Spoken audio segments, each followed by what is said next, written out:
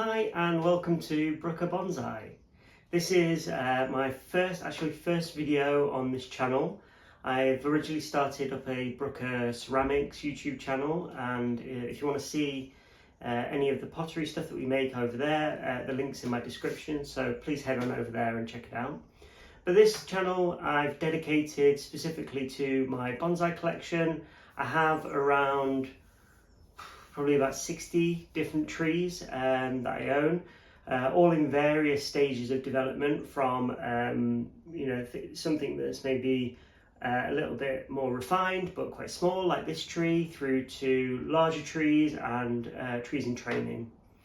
I'm inspired by channels like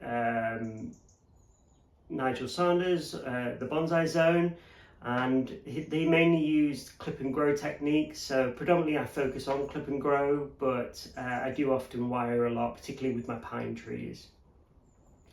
Today is actually my birthday, my 24th birthday, so I thought what a better time to start my channel, and this is really focusing on kind of capturing the journey of all my trees as they go through their life cycle, from starting off potentially as a seedling through to a mature bonsai.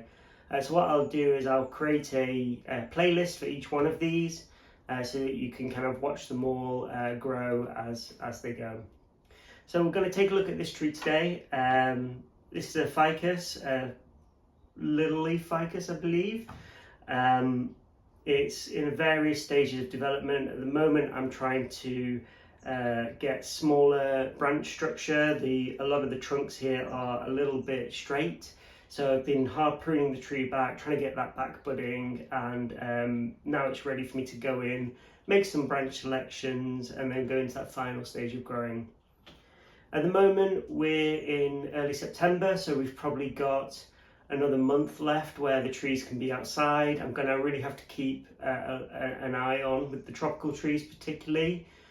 So having a look at the temperature, making sure nighttime temperatures don't dip below 10 degrees, and they should be okay. So I wanted to trim this one up so that we could get a bit more back budding. It's kind of leafed out quite a lot since its last pruning, which was midwinter, and then kind of give it another month to grow, and then it'll be brought back inside and be overwintered on a nice sunny windowsill in my bedroom or in another part of the house.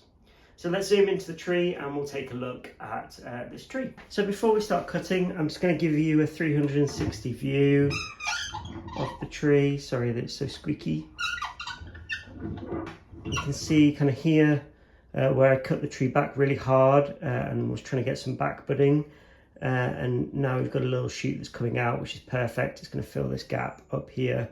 So as part of this pruning that I'm going to be doing to it now is also to ensure that we're balancing out the vigor, so that it doesn't all go into these big long shoots here, and that these smaller shoots where back budding's happening get a chance to grow too.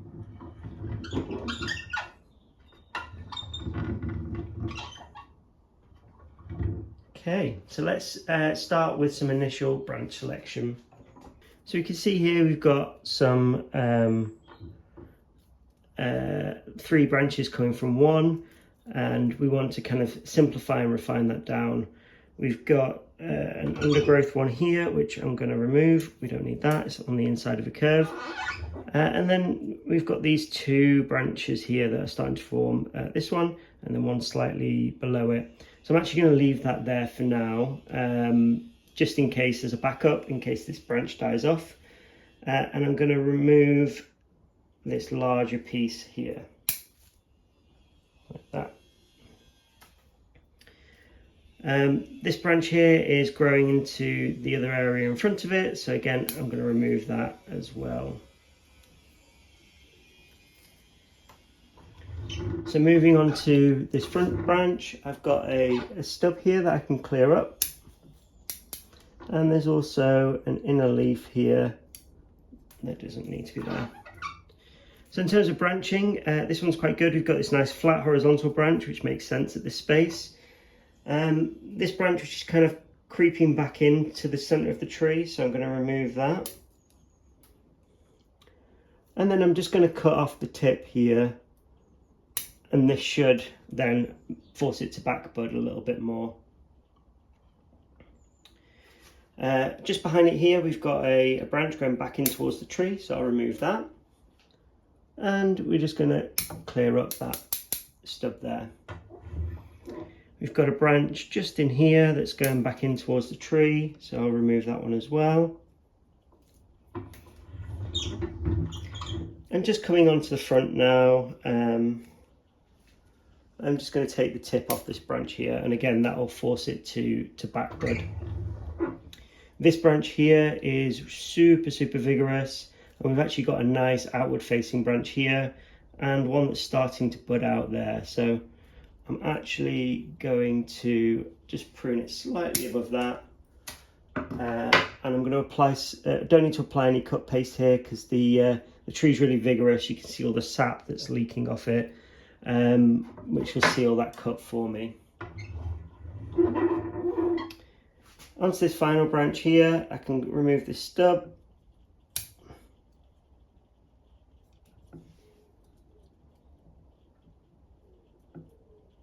Like that. And we've got a slight branch that's kind of heading back in towards the center of the tree, so I'm going to remove that one.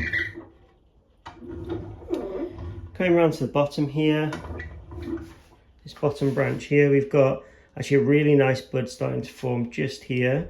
So hopefully after a bit of pruning, potentially next year I can take this branch off and continue to develop this really horizontal branch here. But for now, I'll just leave it alone and remove the stub there. We've got a branch heading back in towards the center of the tree, so we want to remove that. And a stub just above it that we can also take off.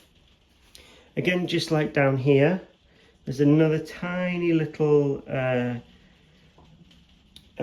bud starting to form here, and again what I could do is reduce it back to there later, but for now I'm just going to take the tip off there, the branch, and that will force it to start back budding. Looking out at the tip here, similar to the one above, I'm just going to take the tip off, and that should get it to back bud, and the same with the one below. Coming around to the back of the tree, this is the part of the tree that had the most heavy pruning last summer, and it wasn't as strong as, say, maybe this area up here. So I'm just going to remove this stump like that, and this is a bit of a funny branch, so I'm just going to take the tip off, remove the branch growing inwards, and I can't really do much to this branch yet. I don't want to weaken it too much, but eventually I'll probably remove that in favour for something that forms a little bit further down here. Finally, this branch out the side here, I can remove this stub. We've actually got a bud that's starting to form that's growing inwards, and we don't want that. I'm unsure about this branch here. It is on the inside of the curve, but it potentially is going to fill out the space. But I think with it being so inside of the curve, I'm never going to have use for it, so I'm just going to remove that one. And then we can take off the top of this branch, leaving a little bit of a stub for dieback. And I'm just going to take the tip off that, just to push it back a little bit more.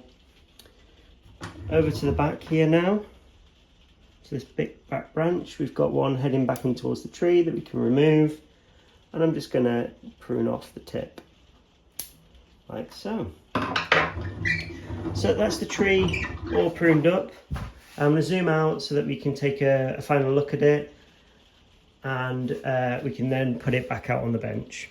So here's the final look of the tree. I want to spin it round. I removed quite a lot of foliage today, but hopefully it's got a lot of energy stored up from it from growing wild all summer.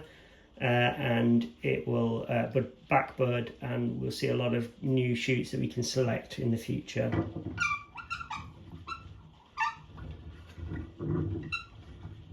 This back branch is a little bit problematic, but I don't want to lose it, so hopefully, you know, throughout this pruning we'll get something forming around here and we can kind of take all these top branches off. But it's just a waiting game now.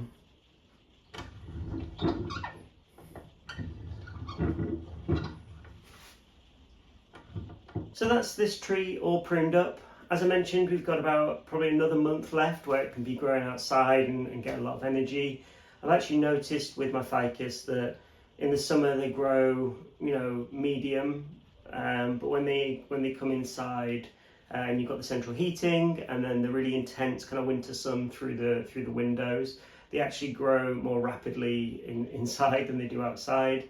I don't know whether they're like storing energy throughout the year, and then when the sunlight levels dip, they then push out new growth, trying to find more sun. So I'm hoping that it'll probably sit now for the next, for the next month or so, absorb more sunlight, and then when I bring it in for winter, we should see a bit more growth explode and hopefully some more back budding. This tree is really interesting because it's actually 3 trees fused together, and there are some areas where the trunk looks, you know, quite natural. And there's some other areas where it's really obvious that there's 3 trees that have been fused together. But hopefully over time with clip and grow, these trunks will fatten up, and those kind of fused lines will start to look like veins down the side of the trunk rather than 3 kind of small branches stuck together.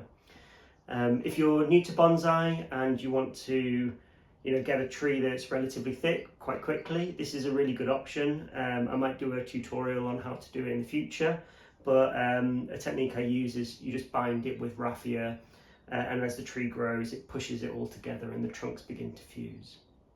So the last thing I want to show you is how much I have pruned and removed today, so we'll have a look at all the leaves on the side now. So this is everything that I've took off today. Not a massive amount, but you can see there's some some relatively big branches. It's quite a small tree in a very small pot, so the growth is going to be restricted, but it's at that stage now where we've got kind of a good branch structure set up and it just needs refining. So I'm going to put this one back out on the bench.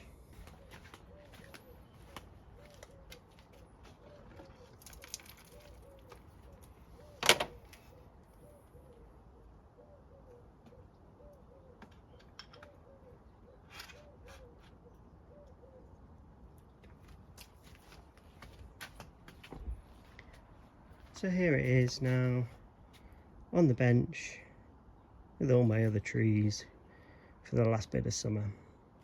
So I hope you guys enjoyed and look forward to seeing you in the next one.